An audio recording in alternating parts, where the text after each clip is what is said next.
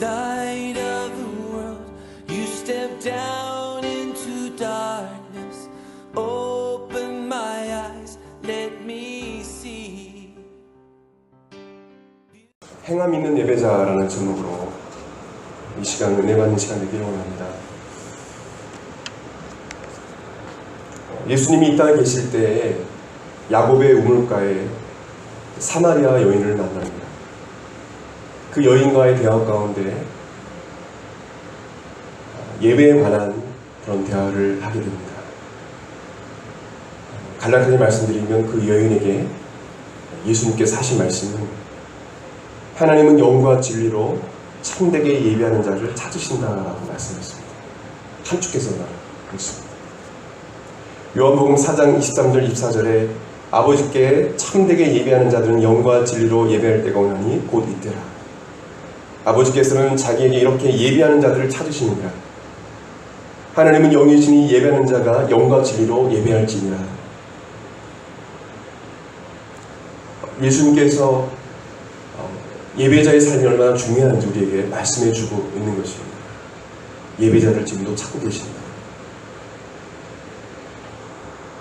이스라엘이 하나님의 구원으로 애굽에서 출애굽하여서 탈출해서 하나님의 은혜로 구원을 받았는데 그들은 광야에서 40년 동안 방황했습니다.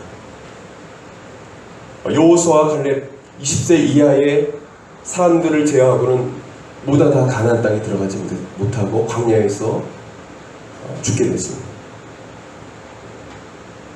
또한 가나안 땅에 들어간 이스라엘은 분열되기 시작합니다. 하나님 중심의 삶이었는데 하나님께 통치하는 나라였는데 백성들이 왕을 세워달라고 합니다. 지도자를 세워달라고. 그래서 이 이스라엘이 분열됩니다. 북이스라엘과 남유다로 분열됐어요. 또 왕끼리 싸우고 북이스라엘과 남유다의 왕끼리 또 싸우고 또 때로는 협력도 하면서 또 싸우고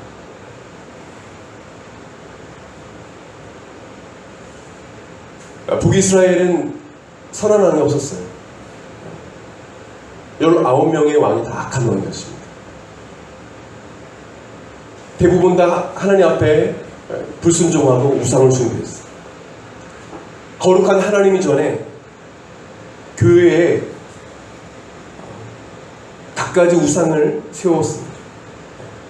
하나님께 예배드리는 거룩한 전에 우상을 세웠어요.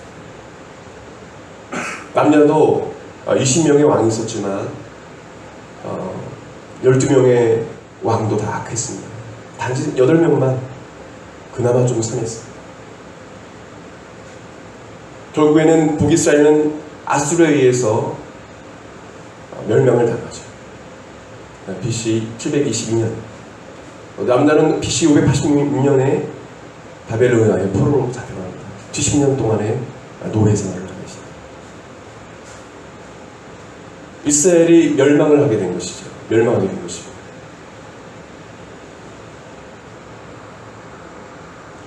이스라엘이 이러한 재앙을 겪게 된 이유 중에 하나는 바로 우상숭배입니다.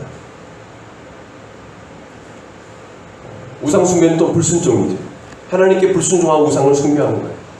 하나님 말씀을 버리고 자신의 신을 만든 것이죠. 이방 여인과 결혼하는 부분들이 있었지만 그보다 더 중요한 건 뭐냐면 이방 여인이 섬기는 신을 동일하게 섬기게 됩니다. 하나님을 두려워하지 않고 이스라엘은 우상 숭배로 망하게 된 거예요. 여러분, 예배는 매우 소중합니다. 이 한국뿐만 아니라 모든 나라의 흥망성쇠는 바로 하나님을 예배하는 것에 있습니다. 이거 너무너무 중요합니다. 점점 복음을 전하는 것을 탄압하고 학교에서 성경 공부를 하는 그런 부분들, 기독교가들을 하지 않습니까?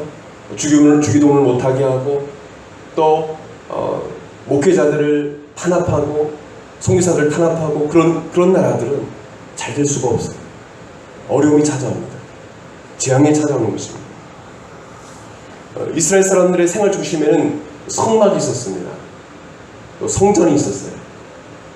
12지파 그 가운데는 항상 성막이 있었고 그 지성소를 중심으로 구름기둥과 불기둥으로 주님께서 그들을 지키시고 있는 것이었습니다. 할렐루야.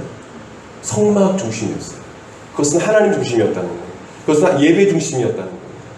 이동할 때도 성막을 중심으로 이동을 했어요.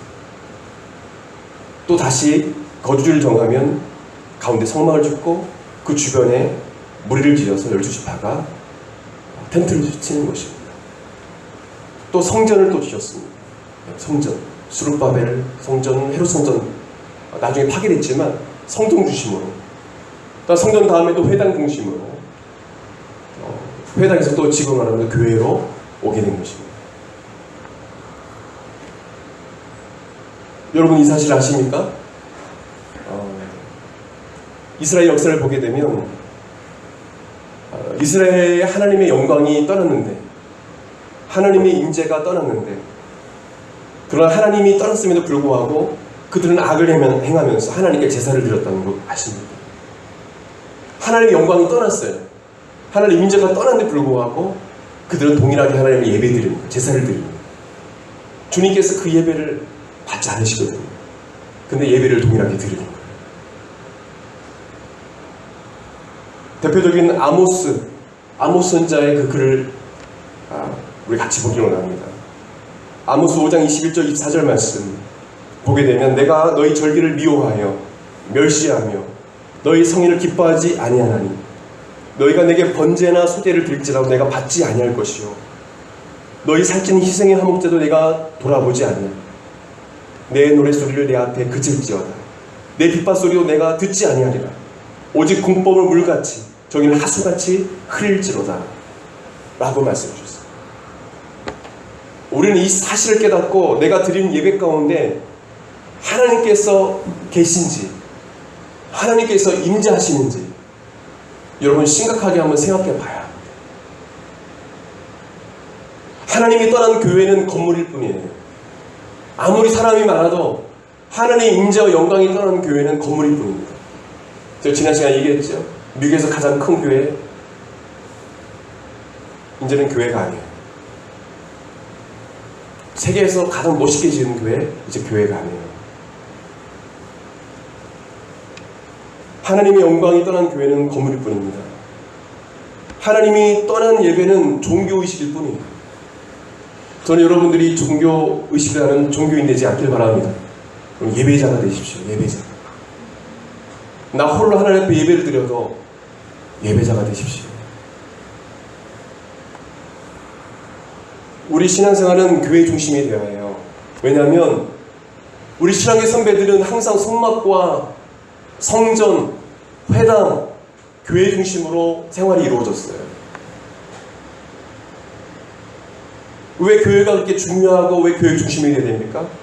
사도행전 20장 28절 말씀 보게 되면 예수님의 피값으로 교회가 세워졌다고 했습니다. 우리 한국말로 딱 교회도 뭐냐면 예수님의 피값으로 세워진 것입니다. 그래서 우리는 교회를 너무 소중히 여겨야 돼요. 교회를 소중히 여겨야 합니다. 저는 여러분들이 이런 마음 갖길 바랍니다. 여러분이 가는 섬기는 교회가 있다 하더라도, 만약에 어떤 집회를 가더라도, 어떤 세미나를 가더라도 그 교회를 귀하게 여기 기도할 수 있는 사람, 그렇죠?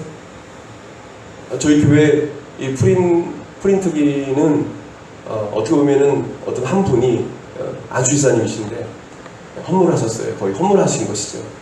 완전 고장 나면 그냥 저 값어치가 한 수십만 원 되는데 그냥 교체를 그냥 기계를 바꿔주시고 또 잉크도 10만 원이 넘는데 그냥 저거를 그냥 그때마다 그냥 무료로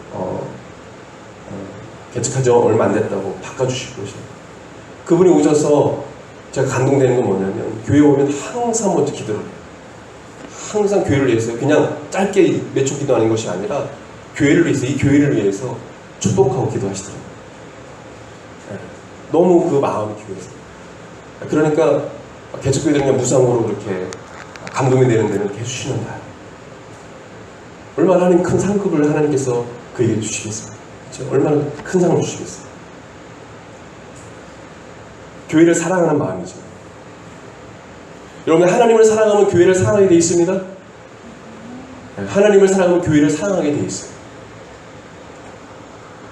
교회 중심이라는 말은 바로 예배 중심이라는 말과 같아요. 우리 신앙생활의 중심이 어떤 교회의 일 중심, 사역 중심이 아니라 예배 중심이 되어야 돼요. 예배 중심.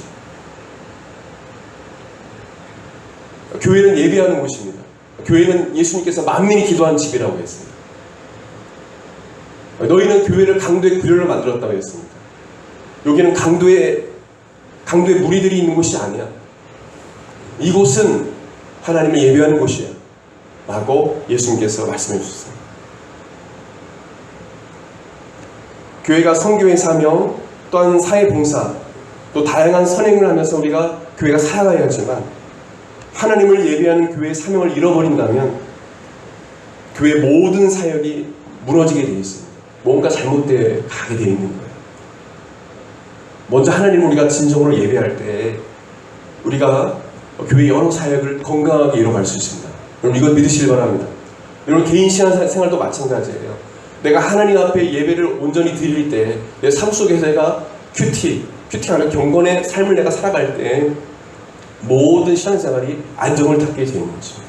여러분 내면의 질서가 잡히게 됩니다.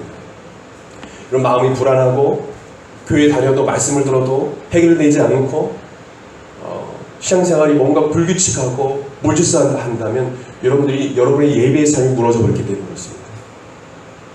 아브라함처럼 여러분들 제단을 쌓길 바랍니다. 할렐루야. 야곱처럼 하나님 앞에 제단을 쌓길 바랍니다.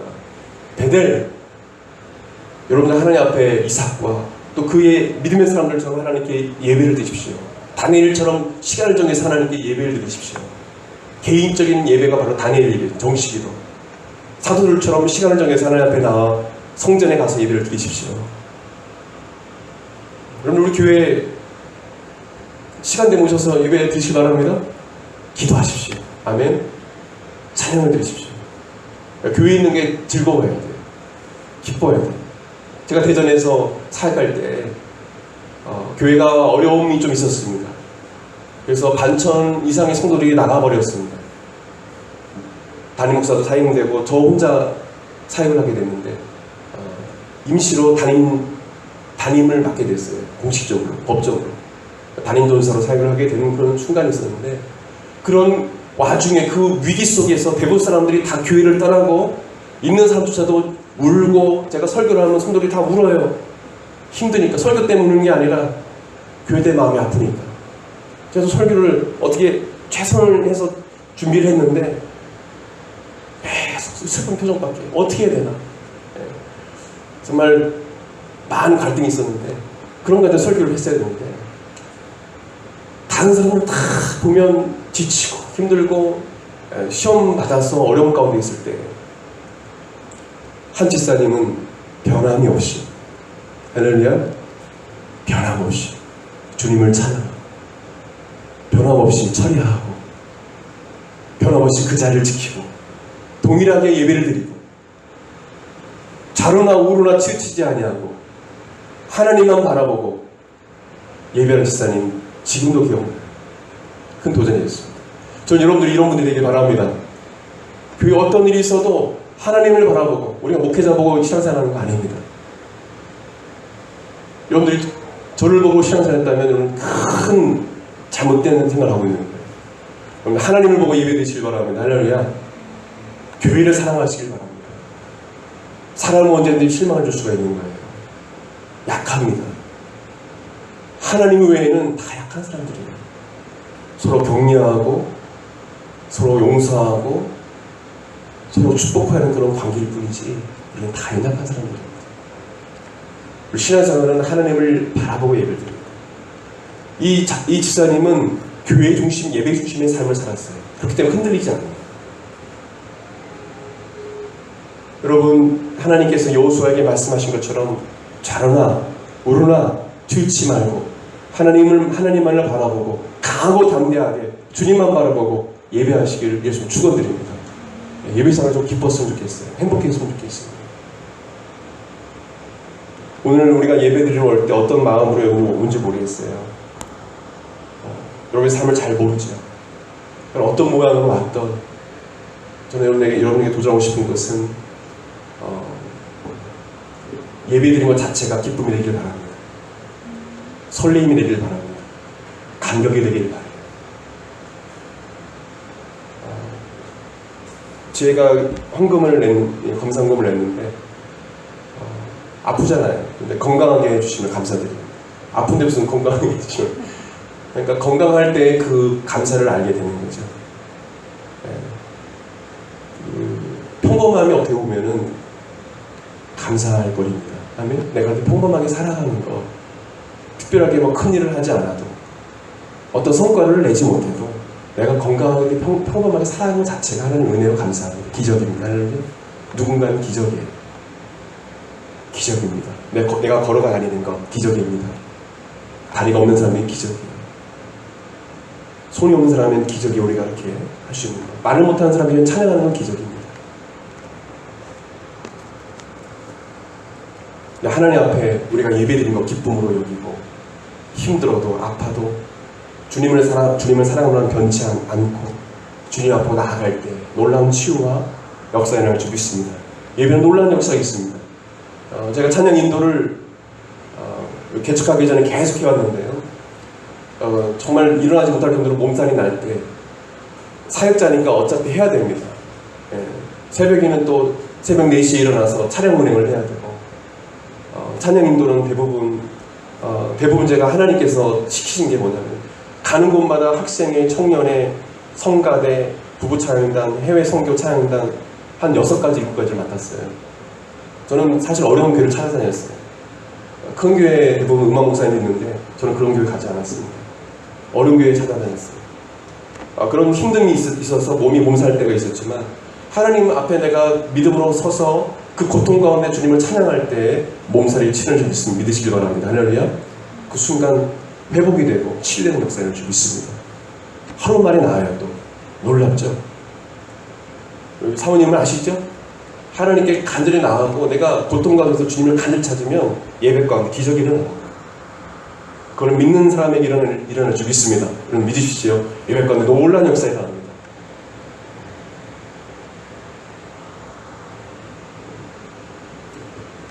구약과 신약 시대의 믿음의 사람들, 여러분들 머릿속에 떠오르십시오.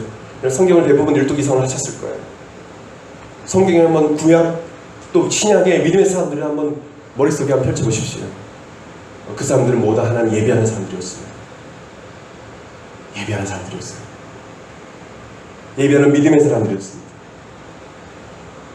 우리가 살고 있는 시대는 교회에 안 가고 가족끼리 혼자서 예배드리는 자가 수백만 명 되는 그런 시대에 우리가 살고 있어요. 목회 사회학 연구소에서 교회를 떠나는 이유에 대해서 설문한 결과를 보게 되면 1위가 자유로운 신앙생활을 원해서, 그 뒤를 이어서 2, 3, 4위가 목회자에 대한 불만, 교인들에 대한 불만, 신앙에 대한 회의, 이렇게 통계가 나왔는데, 신앙의 자유, 그냥 자유로운 신앙생활을 하고 싶은 거예요. 누구에게 간섭받지 않고 그냥 편하게 신앙생활을 하고 싶은 사람들이 많다는 거죠. 교회 공동체에 대한 소중함을 점점 잃어가고 있는 시대에 살고 있어요. 교회의 본질을 잃어가고 있습니다. 교회 목회자와 성도의 모두의 잘못이에요. 어떤 분들은 목회자에 대한 불만으로 교회를 떠납니다. 어떤 분은 교인에 대한 불만으로 떠나갑니다. 그러나 목회자와 성도들의 잘못입니다. 우리의 잘못이에요.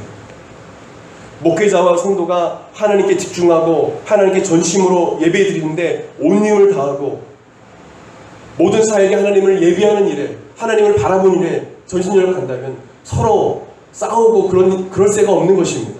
하나님을 예배하는데 집중하는데 어떻게 서로 다투고 싸울 수가 있습니까? 모든 성도와 목회자의 초점이 돈에 있는 것이 아니라 어떤 자기 시기와 질투, 이권 다툼, 자기가 높아지는 거에 관심 있는 것이 아니라 하나님을 높이고, 아멘, 하나님의 이름을 높이는 것에만 관심이 있는 거예요. 나는 죽고 하나님만 높이는 일. 목회자도 성도도, 목회자도 내려놓을 수 있어야 되고 성도도 내려놓을 수 있어야 되고, 철저히 나눠두고 죽고 오직 하나님의 이름만 높이는 그런 우리가 예배를 드릴 때 하나님께서 아름답고 건강한 교회를 세워갈 줄 믿습니다. 할렐루야. 하나님 그런 교회를 원하시는 거예요.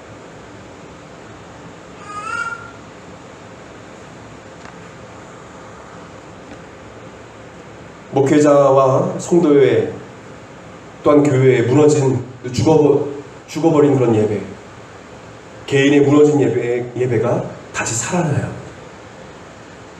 오늘 시간 우리의 그 예배의 삶을 좀 되돌아보고 회복되길 바랍니다. 아멘. 좀 회복됐으면 좋겠어요.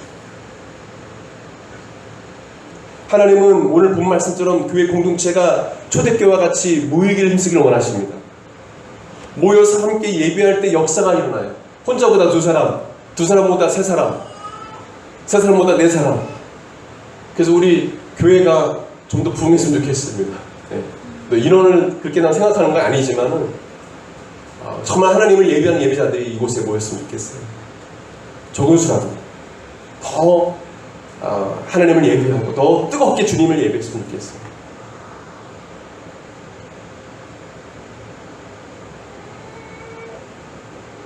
우리가 모여서 예배할 때, 기도할 때, 찬양할 때 역사가 일어나요. 사탄은 이러한 예배 공동체인 교회를 다양한 방법으로 파괴하려고 합니다. 어떤 사람들은 무용교회를 강조하는 자들이 있습니다. 교회는 유형교회와 무형교회가 있습니다. 보이는 교회, 또 보이지 않는 교회. 예수 그리스도를 믿는 사람들은 다 무형교회, 한 가족이고 한 교회에 속한 사람들이죠.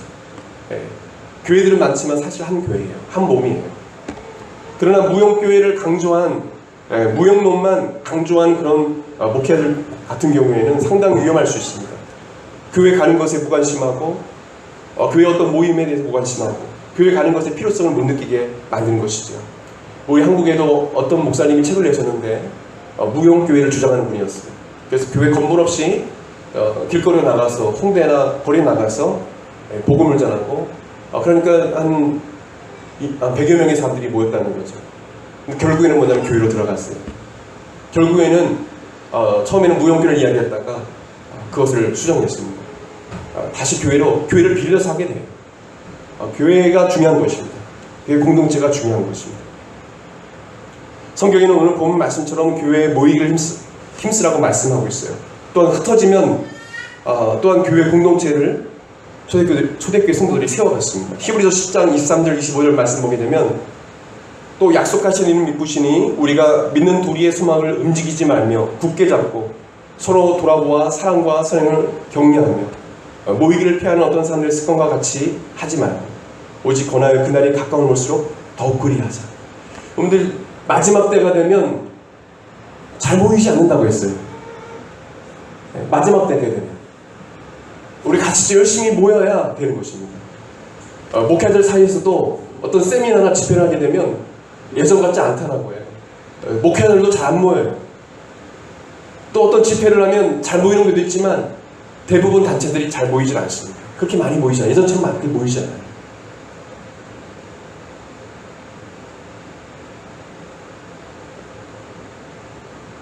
모임에 힘쓰는 것이 하나님의 뜻임을 여러분들 믿으시기 바랍니다. 그게 하나님의 명령이에요. 모이기를 피하는 자들의 어떤 날이 습관과 같이 하는 마지막 때에 그럴 때가 올 텐데 모여라. 같이 모여라.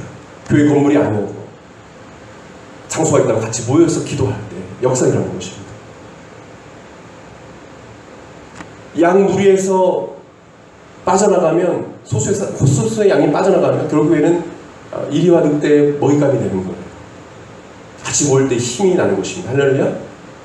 어거스틴은 교회 밖에 있는 자들에게는 죄의 용서는 결코 없다라고 말했어요. 교회의 이탈자는 그리스도 안에 있을 수 없다. 왜냐하면 그리스도의 지체들 가운데 있지 않기 때문이다.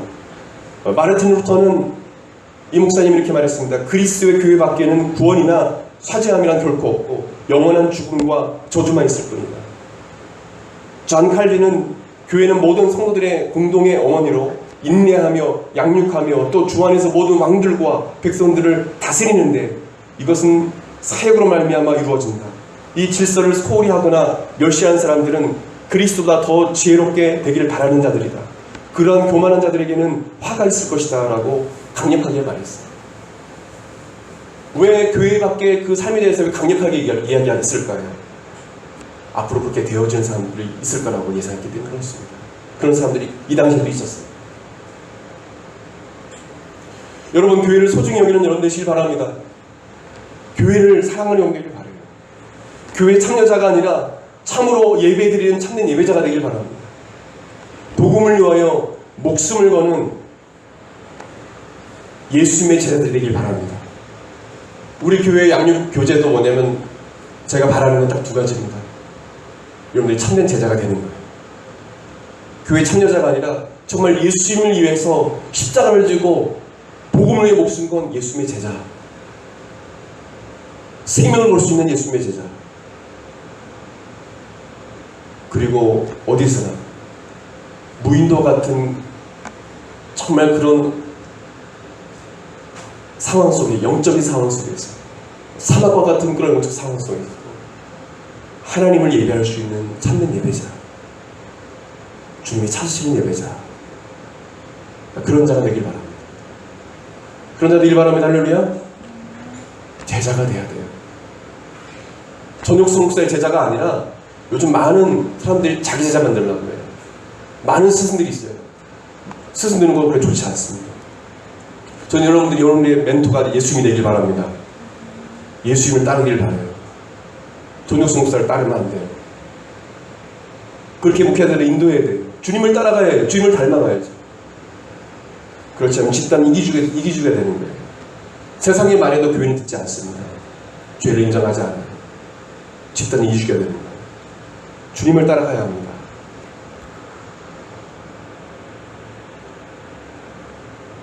하나님은 로마서와 갈라디아서를 통해서 또한 에베소서를 통해서 오직 우리는 하나님의 은혜로 예수를 믿음으로 구원받는다고 말씀하고 있어요.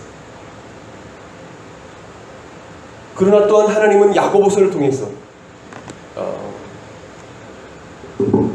1600년대 17세기에는 사실 야고보서를 지푸라기 복음이라고 했습니다. 마르틴 루터 목사는 그렇게 얘기했어요. 안타까운 이야기지만 그때는 깨닫지 못했으니까 나중에 마르틴 목사님인데 알게 됐을 것입니다. 이걸 빼려고 했어요. 야고보서를. 이 정경이었어요. 지푸라기 복음이에요. 왜냐하면 야고보서는 행함을 강조하거든요. 근데 하나님 뭐냐면 야고보서를 성경에 넣으셨습니다. 우리가 하나님 은혜로 믿음으로 구원받지만 우리가 믿음으로 하나님 은혜로 신앙생활하지만 야고보서를 통해서 주님 말씀하십니다. 영혼 없는 몸이 죽은 것 같이 행함이 없는 믿음은 죽은 믿음이라 하셨어요. 행함으로 믿음이 온전하게 된다라고 성경은 말해요. 야고보서. 따라합시다. 행함으로 믿음이 온전하게 된다.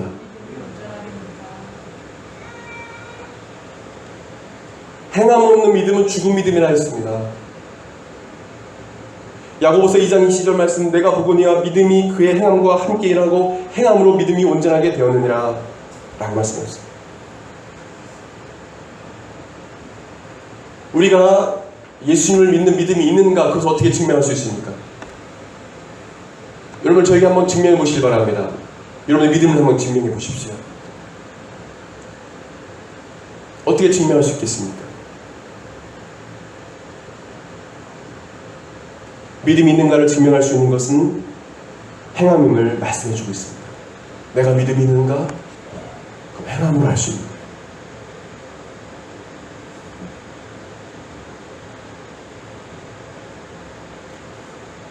아브라함은 독자들 이삭을 하나님 말씀에 순종하여 드림으로 의롭다함을 받았습니다.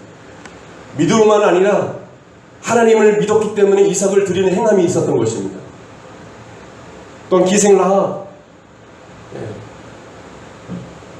창녀죠. 기생 라합은, 열교성의 기생 라합은 하나님을 경외함으로, 성경에 보면 그가 하나님을 두려워했다고 합니다. 하나님을 경외함으로 이스라엘 두 정탐꾼을 숨겨주고 안전하게 보내줌으로 의롭다함을 받다. 그 행함으로 의롭다함을 받는 것입니다. 믿음은 곧 행함으로 나타난다는 것입니다. 여러분, 행함이 없는 믿음은 죽은 믿음입니다. 우리가 일제시대 때, 6.25 때 그걸 볼 수 있지 않습니까? 한경진 목사님, 여러분 잘 아시는 한경진 목사님 평생토록 하나님께 회개하는 지냈어요. 왜요? 신사참배했거든요.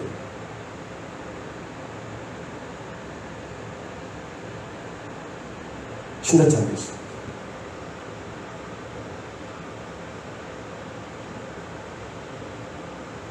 어려울 때 우리가 믿음을 볼 수 있는 것입니다. 전 여러분들이 믿음을 지키는 정말 행함이 있는 살아있는 믿음을 갖는 여러분들이 바랍니다. 목에 칼이 들어와도 예수님 부인하지 않는 사람, 부르터기, 렘넌트 남은 자, 거룩한 씨앗들이 되길 바랍니다. 정말 그런 사람 되길 바라요. 우리 침례교단은 그 당시에 유일하게 신화참배 안 한 교단은 또 그 당시에 지금도 알려지지 않았지만은 교회들에게 지금 많아지고 있지만 그다음 교단이 작았습니다. 그러나 신화참배하지 않고 순교를 택한 교단이에요. 우리는 주기철 목사님의 본을 따라가야 됩니다. 할렐루야. 주기철 목사님의 본을 따라가야 돼요.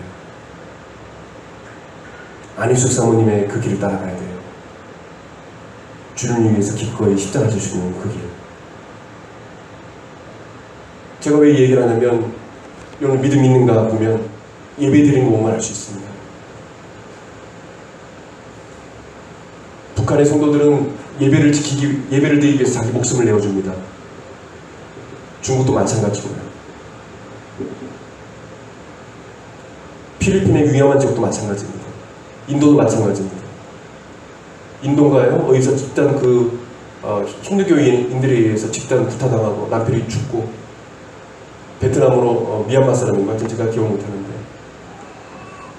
남편이 죽어서 딴 데로 가족들이 이사를 가고 믿는 것 때문에 그런 일들 당하는 분도 있어요. 여러분 예배 드릴 때 여러분 생명을 드리시기 바랍니다. 여러분들 찬양도 있지 않습니까? 성경에는 이것을 예물이라고 찬양이 제사라고 말해요. 찬양도 예물입니다. 그냥 우리가 쉽게 찬양을 드려서는 안 됩니다. 사실 제가 땀이 많은데 땀이 많은 이유도 전심을 다해서 하나님을 찬양하려고 해요. 사람들 적지만 초기 할 때하고 동일하게 하나님을 예배하려고 합니다. 사람이 많다고 막 그렇게 그냥 이렇게 하지 않습니다. 정말 전심으로 이 한 예배를 지키기 위해서 우리 신앙생배들은 목숨을 내어줬습니다. 아멘.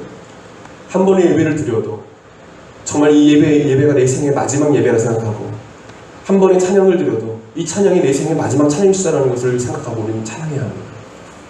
이것이 예배자예요. 행함 있는 예배자예요. 우리 많은 젊은이들이 있지 않습니까? 요즘에 음반도 많이 내고요. 디지털 싱글 앨범도 많이 내고 있습니다. 왜냐하면 제가 찬양에 관심이 있다 보니까 곡들이 수없이 쏟아져 나옵니다. 그러나 그 가운데 정말 예배자를 찾을 수 있을까? 감미롭고 아름다운 찬양들은 많이 흘러나오는데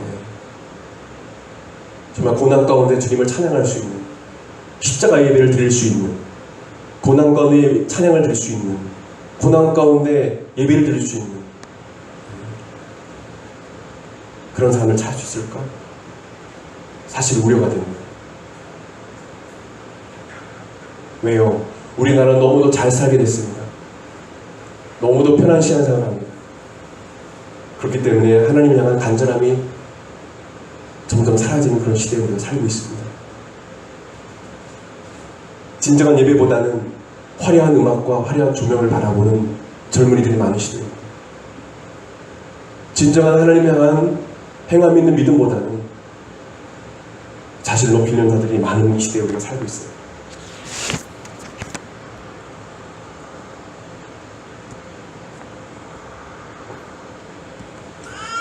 말씀을 믿기 원합니다. 여러분 진정한 행동하는 예배자가 되길 바랍니다. 참된 예배자는 그런 예배자예요.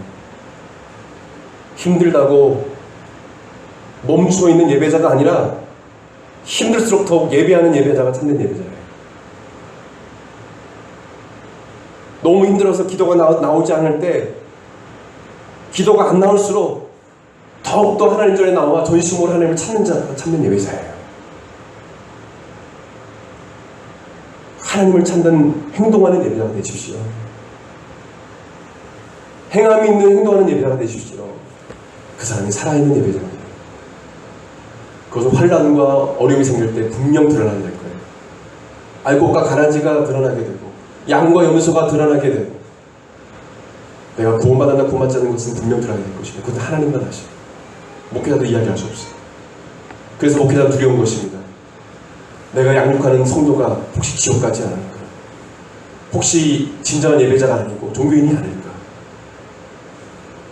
저는 개척 초기부터 늘 기도했던 거 뭐냐면 우리 교회에 만약에 오는 성도들이 하나님 보내신 양떼들이 있다면 한 사람도 낙오되지 않고 다 천국 가게 해주세요. 할렐루야. 예배자가 되게 해주세요. 지금까지 기도하고 있어요. 전 여러분들이 그런 예배자 되길 바랍니다. 네, 천국에서 함께 예배하는 예배자가 됐으면 좋겠어요. That cross, I'll never